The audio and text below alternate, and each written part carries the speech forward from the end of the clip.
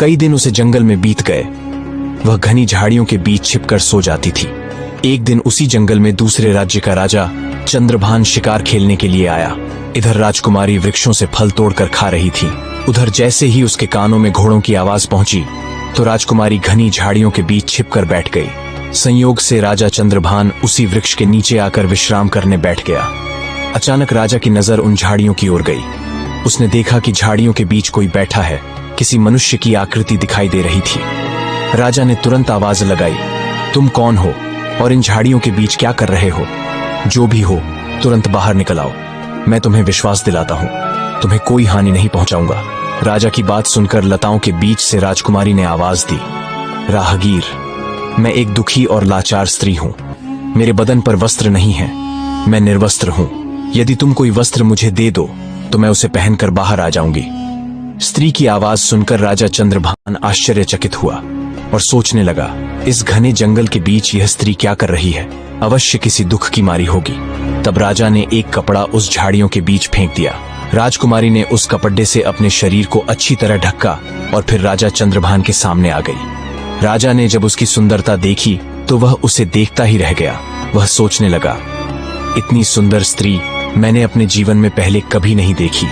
किसने इसे जंगल में छोड़ दिया है? यह तो हमारी रानी बनने के योग्य है।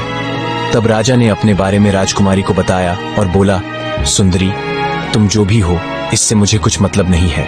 अब मैं तुम्हें अपनी रानी बनाना चाहता हूँ। राजा चंद्रभान की बात सुनकर राजकुमारी भी उसकी पत्नी बनने के लिए राजी हो गई।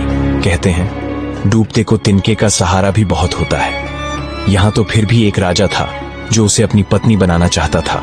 अब राजा चंद्रभान उस कन्या को अपने घोड़े पर बैठाकर अपने राज्य में ले आया तो सबसे पहले वह अपने पिता के समय के एक बुजुर्ग मंत्री के घर पहुंचा और उस लड़की को उस बुजुर्ग मंत्री के घर छोड़ दिया और मंत्री से कहा, हे काका, आप ऐसा समझो कि यह आपकी बेटी है और मैं इस लड़की से विवाह करूंगा। यदि मैं इसे ऐसे ही अपने महल में ले जाता हूं तो लोग कहेंगे कि राजा किसी कन्या को भगा लाया है।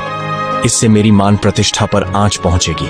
मैं इसे विधि विधान के अनुसार अपनी पत्नी बनाकर अपने महल ले जाना चाहता हूं। तब तक यह आपके घर आपकी बेटी बनकर रहेगी और मैं कल कई लोगों के साथ आपके घर पर रिश्ता मांगने आऊंगा और फिर इसे अपनी पत्नी बनाकर अपने घर ले जाऊंगा। तब मंत्री ने जवाब दिया, महाराज, यह आपकी अमानत है और यह अब मेरी बेटी है। जब आपका मन करे तब आप इसे अपनी पत्नी बनाकर ले जाना।